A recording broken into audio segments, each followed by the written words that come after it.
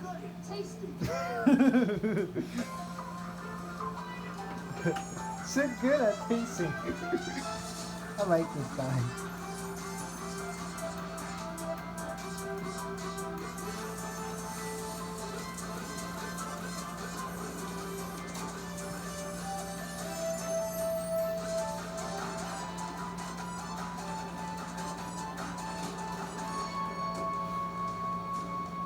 Hi, welcome to my Courtyard Kitchen. Thank you for joining me for this celebration of my hometown, New Orleans.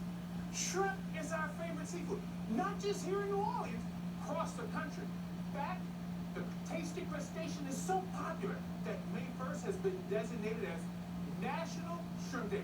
Can you believe it? There's so many wonderful ways to prepare this versatile shellfish. But today, I'm going to make a few of my favorite festival-inspired shrimp dishes.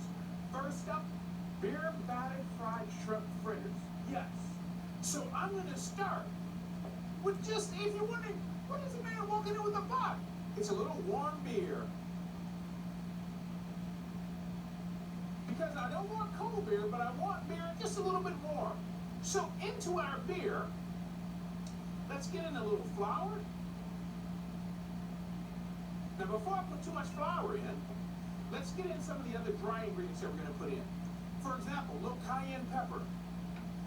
We're going to do just a touch of Creole seasoning. We're going to do a little touch of white pepper. We're going to do about a half teaspoon here of salt. Oh, baby. You know, shrimp.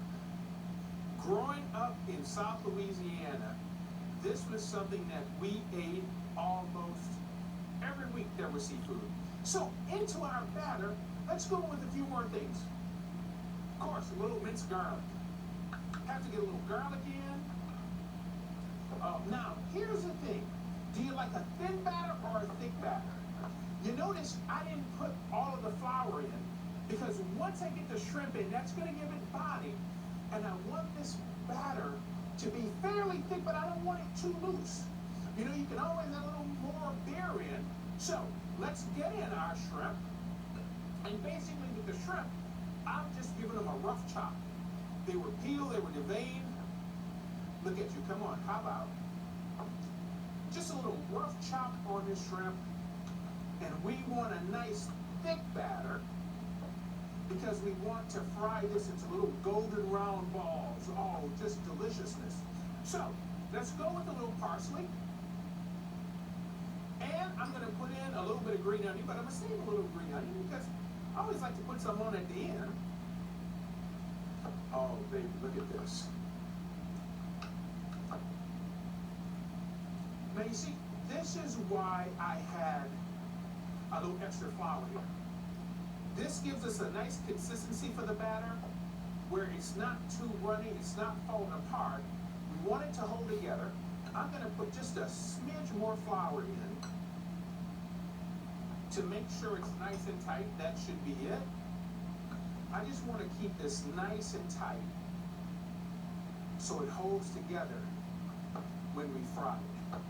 I have the oil heating up to 375 degrees, and I am going to use just a little ice cream scoop to get this out. So here, our oil's hot, so let's take a little bit, drop it right in. See, that's the nice thing about an ice cream scoop. They don't have to exactly be perfect,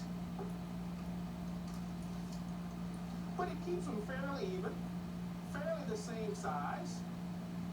That's good because we don't want to crowd this. So as you see, as they're frying in there, we just need our shrimp to cook.